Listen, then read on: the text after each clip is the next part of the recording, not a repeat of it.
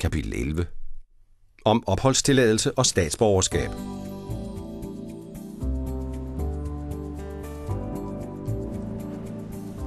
Her hos Udlændingeservice i København kan man få hjælp med sin opholdstilladelse. Man kan enten ringe eller møde op. Når man kommer til Danmark, fordi man er gift med en, der bor i landet, får man normalt opholdstilladelse for 2 år ad gangen.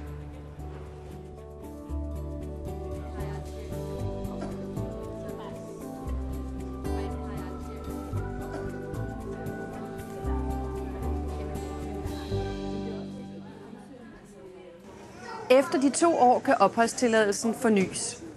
Det kræver dog normalt, at man stadig opfylder betingelserne fra den første opholdstilladelse, man fik. Man har selv pligt til at søge i rette tid. Udlændingeservice kan hjælpe med at udfylde det rigtige skema. Man kan også få vejledning og finde de forskellige skemaer på hjemmesiden Ny i Danmark.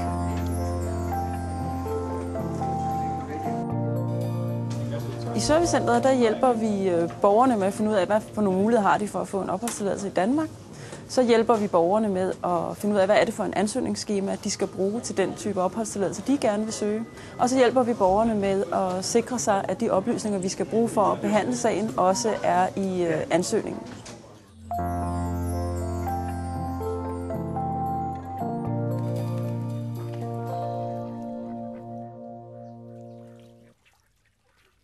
Når man har været i Danmark i et antal år, typisk 7 år, kan man få permanent ophold.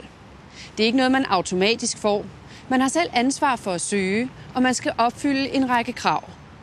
For eksempel skal man have haft arbejde i mindst 2,5 år. Så det kan altså have betydning for dine fremtidige rettigheder, at du hurtigt finder et job i Danmark. For at få permanent ophold skal man også have bestået en bestemt danskprøve, og man skal have gennemført introduktionsprogrammet. Hvad introduktionsprogrammet er, fortæller jeg i næste kapitel.